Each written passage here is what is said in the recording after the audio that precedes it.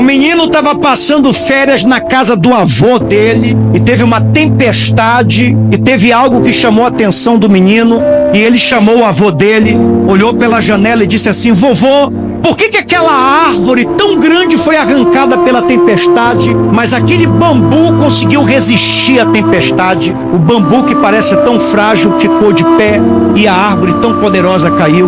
O avô disse o seguinte: meu filho, é que o bambu teve a humildade de, no meio da tempestade, se curvar diante dela. Já a árvore continuou ereta e quis enfrentar a tempestade, não conseguiu.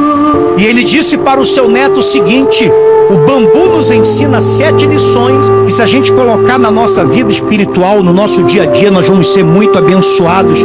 Primeira lição: a gente tem que ser humilde. A gente tem que ser humilde. Quando nós enfrentarmos algum problema que é maior do que nós, a gente tem que se curvar diante de Deus e pedir a força para Ele.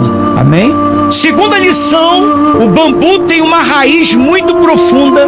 O tamanho que ele tem para fora, ele tem para dentro. Por isso que é muito difícil se arrancar um bambu.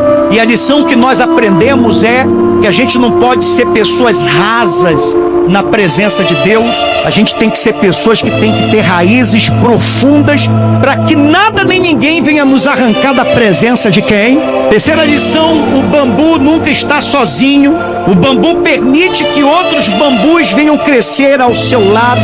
Por isso que ele, junto com outros bambus, são mais fortes. A terceira lição que nós aprendemos é que a gente não deve enfrentar os problemas sozinhos. A gente tem que ter união na nossa casa. A gente tem que ter bons amigos do nosso lado, porque a palavra de Deus nos ensina que é melhor serem 2 do que serem 1. Amém?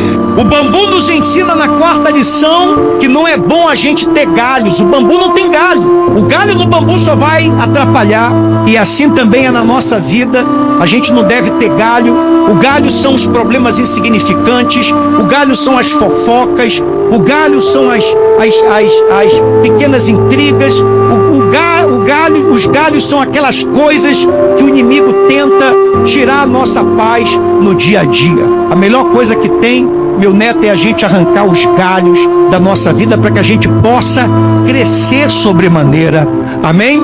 A quinta lição é que o bambu é cheio de nós. O que torna o bambu forte são os seus nós.